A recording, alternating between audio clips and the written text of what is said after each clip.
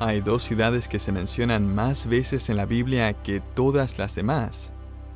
La más mencionada es Jerusalén, apareciendo más de 800 veces.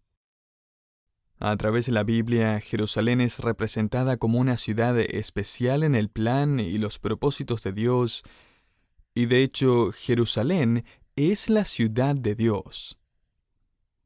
La última parte de la palabra Jerusalén viene de la raíz hebrea shalom, que significa paz, y toscamente traducida, Jerusalén significa fundamento de paz. Sin embargo, hoy en día la ciudad de Jerusalén experimenta todo menos paz, ¿no es así? No creo que a alguien se le ocurriría describir a Jerusalén como una ciudad pacífica. Y esto es porque su rey no está reinando aún, como lo hará un día según Apocalipsis 19. Mientras tanto, hay otra ciudad prominente a través de la historia de la humanidad. Esta ciudad es mencionada en la Biblia casi 300 veces. Aparece por primera vez en Génesis 10 y por última vez en Apocalipsis 19 cuando es destruida. ¿Ya adivinó cuál es? Esta es la ciudad de Babilonia. Tal como Jerusalén representa los planes y los propósitos de Dios, Babilonia representa los planes y los propósitos del ser humano pecador. Y para poder entender la importancia de la caída de Babilonia en este último libro de la Biblia, necesitamos estudiar sus orígenes en el primer libro de la Biblia. Sabemos que el fundador de Babilonia fue Nimrod, el poderoso cazador que desafió el decreto de Dios de fructificar, multiplicarse y llenar la tierra. Génesis 9:1. Por el contrario, Nimrod trató de construir una federación global de naciones. Esto era más que una simple unión política. Esta era una unión profundamente religiosa.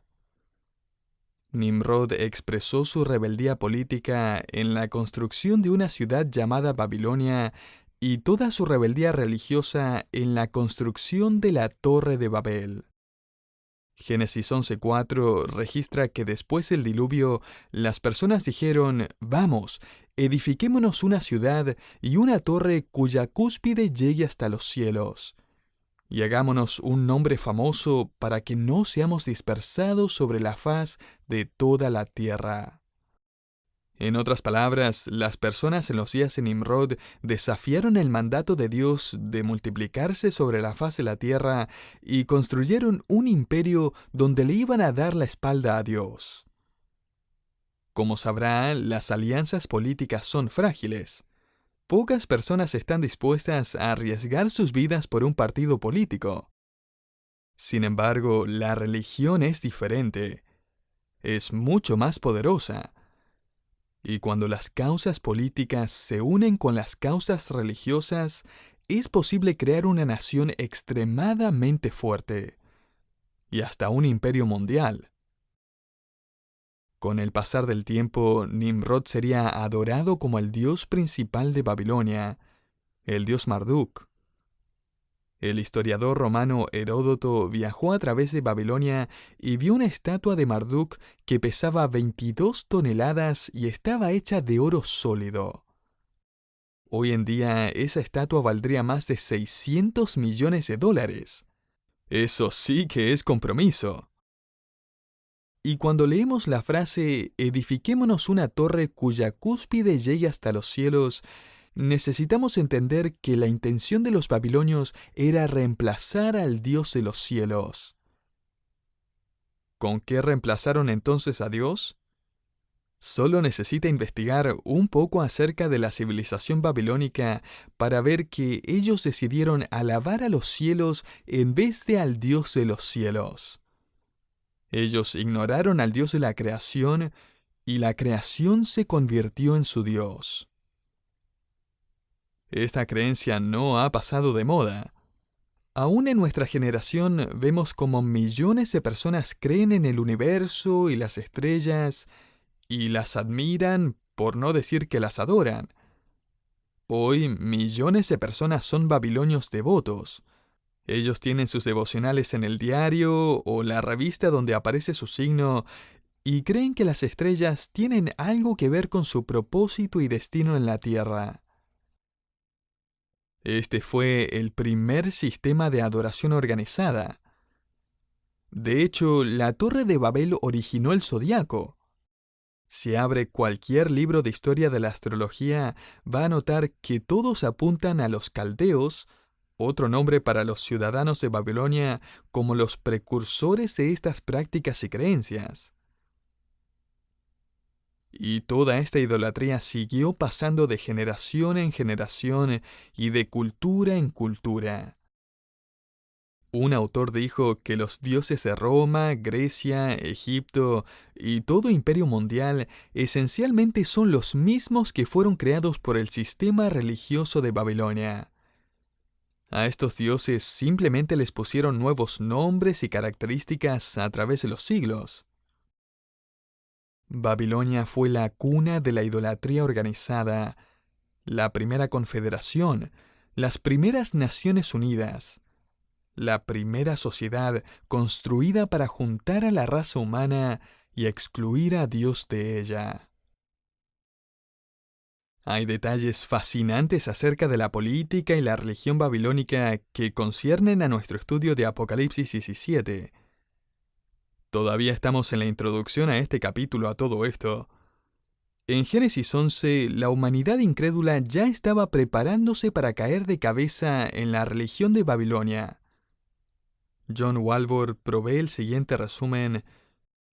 Nimrod tenía una esposa conocida como Semíramis.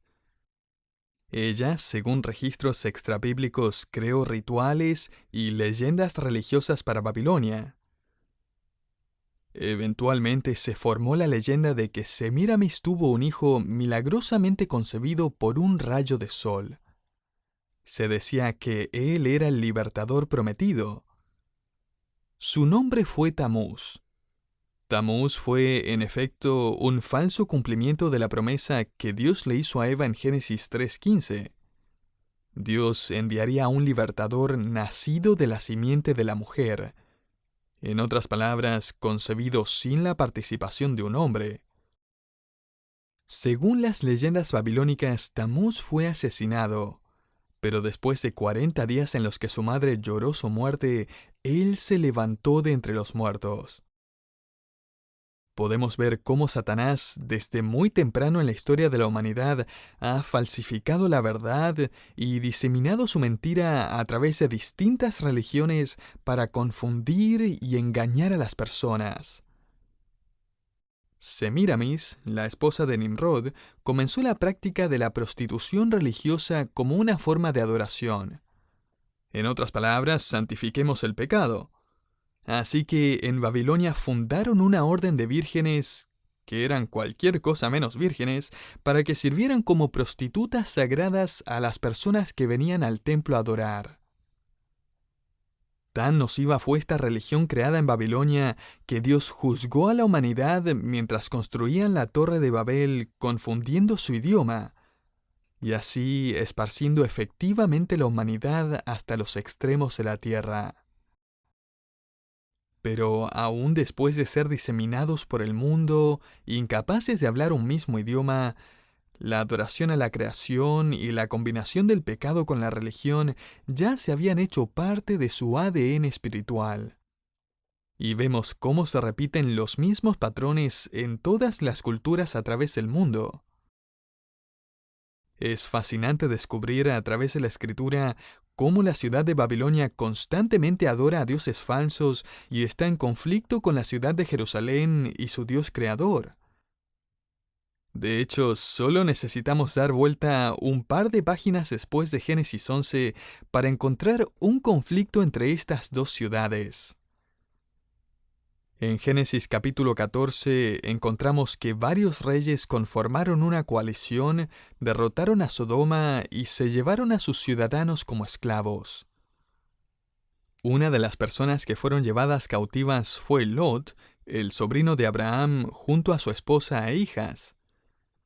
Cuando Abraham oyó las noticias de su captura, él y sus hombres salieron a la batalla y con la ayuda de Dios derrotaron a la coalición de reyes. Interesantemente, el jefe de esta coalición era el rey de Sinar, un nombre para la región que incluía Babilonia. Así que esta es una batalla en donde Abraham, representando los propósitos de Dios, derrota al rey de Babilonia, representando los propósitos del hombre. Luego, cuando vuelve de la batalla, Abraham se encuentra con el rey de Salem, la antigua Jerusalén. Este rey, llamado Melquisedec, sale para recibirlo y bendice a Dios por darle la victoria. Desde este punto en adelante en la Biblia encontramos lo que llamaríamos la historia de dos ciudades. La ciudad de Dios, Jerusalén, en contra de la ciudad del hombre, Babilonia. Este conflicto entre la ciudad de confusión y la ciudad de paz solo va a incrementar con el pasar del tiempo. Babilonia aparece más adelante en la Biblia cuando Nabucodonosor, el rey de Babilonia, arrasa con Jerusalén por medio de 3 campañas militares. Segundo de Reyes 24 y 25. Para entonces, Babilonia se había convertido en el imperio más poderoso del mundo. Sin embargo, tal como Daniel profetizó, Babilonia sería derrotada por los medo-persas, y luego los persas serían derrotados por Grecia, y Grecia sería derrotada por Roma. El último imperio entonces sería una coalición de 10 reinos, un imperio romano revivido, y su capital sería, por supuesto, en Babilonia. El conflicto que empezó en Génesis llegará a su clímax en Apocalipsis. Desde que se construyó la Torre de Babel, Satanás ha estado queriendo, trabajando y planeando para traer a la humanidad de vuelta a Babilonia. Y un día lo logrará. En nuestros estudios anteriores aprendimos cómo los reyes y los ejércitos de la tierra marcharon en contra de Dios y fueron derrotados. Su sangre fluyó como un río a través del valle de Jezreel. Las copas de la ira de Dios finalmente se han vaciado y Cristo en su gloriosa venida ha derrotado al anticristo y a los ejércitos de Babilonia. Y mientras el apóstol Juan observa cómo las copas de la ira de Dios son derramadas sobre el planeta Tierra, y la Tierra es golpeada por granizo, sacudida por el megaterremoto, mientras mira y escucha atónito, pasmado y boquiabierto sin duda, un ángel se le acerca y le habla. Note el versículo 1 de Apocalipsis 17. Uno de los 7 ángeles que tenía las 7 copas vino y habló conmigo diciendo: Ven, te mostraré el juicio de la gran ramera que está sentada sobre muchas aguas. Ahora, como ya ha ocurrido varias veces en este libro, se nos presentan varios eventos de forma rápida y luego como que rebobinan la cinta y nos muestran los mismos eventos en cámara lenta. De esta forma se nos entregan los detalles, explicaciones y comentarios esenciales de estos eventos para que podamos entenderlos. Los capítulos 17 y 18 nos muestran la caída de Babilonia en cámara lenta. El capítulo 17 nos muestra el sistema religioso de Babilonia y su desaparición, y el capítulo 18 nos muestra la ciudad de Babilonia y su destrucción.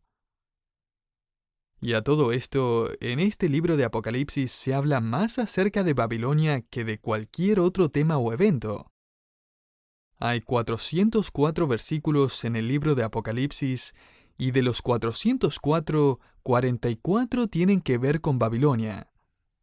Esto significa que el 11% del libro de Apocalipsis trata acerca de Babilonia. De hecho, se le presta más atención a Babilonia que al nuevo cielo y a la nueva tierra. ¿No le gustaría tener más información acerca del cielo? ¿Por qué la disparidad? Evidentemente, Dios considera que es más importante que entendamos la naturaleza de Babilonia. Así que permítame darles 6 características del sistema espiritual de Babilonia, este sistema corrupto del cual leemos en el capítulo 17. La primera característica de la religión babilónica es su gran influencia. El versículo 1 nos dice que ésta se sienta sobre muchas aguas.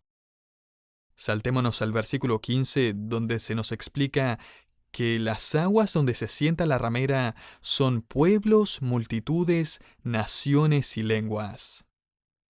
En otras palabras, esta unidad religiosa va a crecer e influenciar a la mayoría del mundo. Note los versículos 1 al 2. Te mostraré el juicio de la gran ramera que está sentada sobre muchas aguas. Con ella los reyes de la tierra cometieron actos inmorales, y los moradores de la tierra fueron embriagados con el vino de su inmoralidad. Imagine el mundo sin la presencia de verdaderos cristianos. El rapto ha tomado lugar y los cristianos se han ido. El pecado se desata a través del mundo como nunca antes porque las influencias piadosas que lo restringían hasta cierto punto se han ido. La religión, sin embargo, no va a perder su fuerza. De hecho, va a crecer y corromperse aún más. Piense en esto. ¿Cuántas religiones cree que van a permanecer después del rapto? Todas ellas. Las iglesias protestantes van a seguir, aunque algunas van a quedar prácticamente vacías. Las iglesias católicas van a tener misa como siempre. La iglesia mormona no se va a perder un segundo. El Islam, el hinduismo, el budismo, el taoísmo, el judaísmo y todos los ismos van a continuar. Sin embargo, el elemento que se va a perder es la verdadera sal de la tierra. Todos aquellos que han puesto su fe solamente en Cristo serán arrebatadas, y las personas religiosas que quedarán sobre el planeta son las que nunca lo hicieron. Este testimonio, esta luz y sal se habrá ido. El mundo será capaz de ponerse de acuerdo y unificarse rápidamente, ya que la doctrina será dejada a un lado, y con gusto. Todo lo que se necesita es que la novia de Cristo desaparezca. El mundo va a quedar sin la sal y la luz del Evangelio por un breve periodo de tiempo y todo se va a descontrolar. La segunda característica de la religión babilónica es su asociación satánica. Note el versículo 3. Y me llevó en el espíritu a un desierto, y vi una mujer sentada sobre una bestia escarlata, llena de nombres blasfemos y que tenía 7 cabezas y 10 cuernos. Ya hemos aprendido que el imperio del anticristo será el 7º imperio mundial, el imperio romano revivido, y va a ser compuesto por una coalición de 10 reyes. No vamos a tomar el tiempo nuevamente de ir a través de cada una de estas frases que describen el reino del anticristo, pero sin embargo hay un versículo que quiero que note. Versículo 9. Aquí está la mente que tiene sabiduría. Las 7 cabezas son 7 montes sobre los que se sienta la mujer. La referencia a estos 7 montes ha hecho que algunos crean que esta mujer, este falso sistema religioso, es la Iglesia Católica Romana, ya que Roma está sentada entre 7 montes. Sin embargo, esta interpretación no es solo muy limitada. Sería realmente extraño que todo el mundo se convierta al catolicismo, sino que también contradice la siguiente frase. Note que no hay un punto al final del versículo 9, sino una coma. Las 7 cabezas son 7 montes sobre los que se sienta la mujer, coma, y son 7 reyes. En otras palabras, los 7 montes son 7 reyes o reinos. Ahora, ¿quiénes son estos reyes? Juan nos lo dice en el versículo 10. Y son 7 reyes, 5 han caído, uno es, y el otro aún no ha venido. Y quizás esté pensando, gracias Juan, eso fue realmente claro y revelador. Pero en realidad eso sí nos ayuda, si entendemos la metáfora. 5 reyes o reinos han caído. Y cuando estudiamos la historia del mundo, aprendemos que 5 imperios occidentales han caído: Egipto, Asiria, Babilonia, Medo-Persia y Grecia. La pregunta entonces es, ¿cuál imperio es? Y piense en el periodo histórico en el que Juan estaba viviendo. Él vivió durante el reino del Imperio Romano. E imagine que solo queda un imperio más para que venga y domine el mundo: el reino del Anticristo. El próximo imperio mundial, dominado por una sola persona, va a ser el último imperio de la historia de la humanidad. El hecho de que esta ramera o este sistema religioso está montado sobre la bestia nos dice que ella está asociada y quizás aún al principio en control del Anticristo.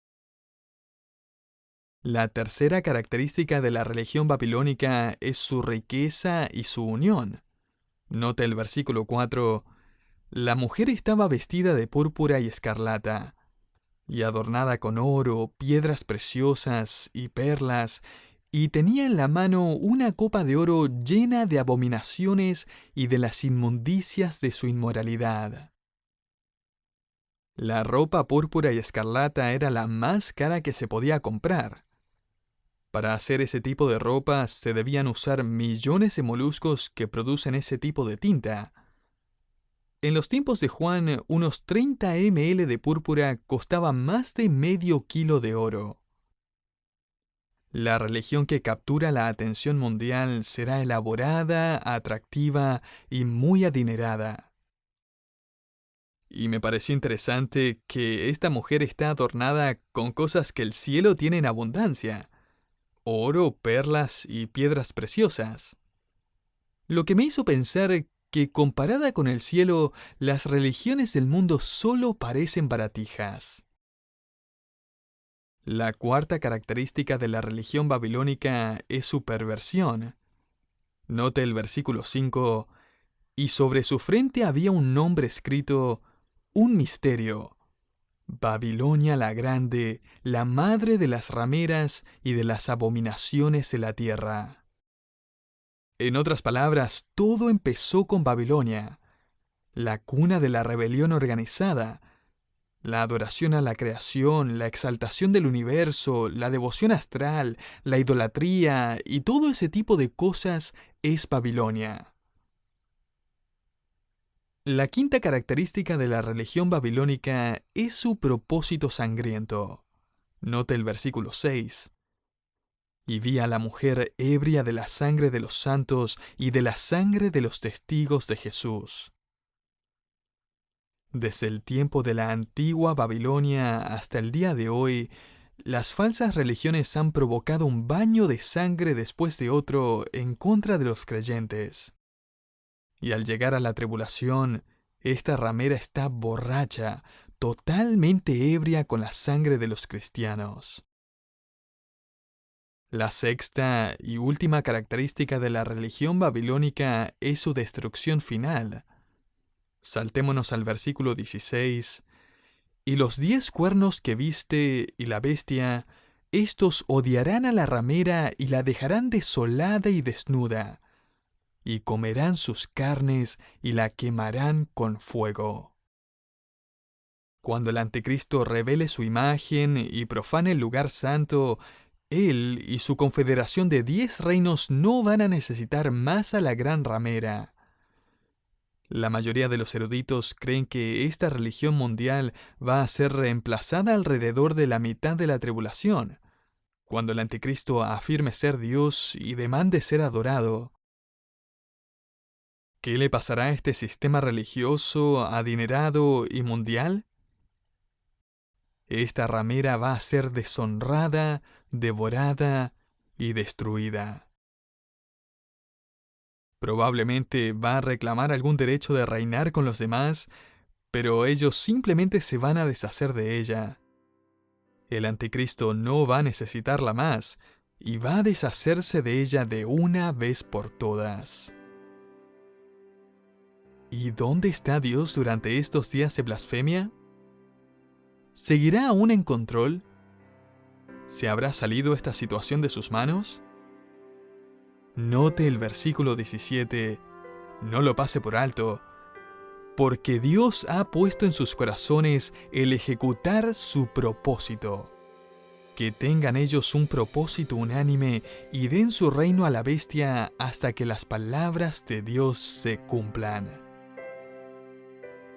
El retorno de Babilonia y la religión de Babel es parte del plan de Dios. La llegada de su conflicto final entre Babilonia y Jerusalén es parte de su plan de redención. Dios es el autor de la historia de estas dos ciudades. Desde Génesis hasta Apocalipsis, los propósitos de Dios van a ser cumplidos. Sépalo y dependa en ello. Y en su vida ahora mismo también. Sin importar la lucha, el sufrimiento, el caos o el conflicto que esté viviendo, los propósitos de Dios para usted serán cumplidos, de forma perfecta y a su debido tiempo. Cristo, el heredero del trono de Jerusalén, vendrá, y nosotros con él, para poner fin al conflicto entre la ciudad del hombre y la ciudad de Dios. Este conflicto finalmente llegará a su desenlace cuando la ciudad de Jerusalén derrote a la ciudad de Babilonia y Cristo reine sobre el trono de David para siempre.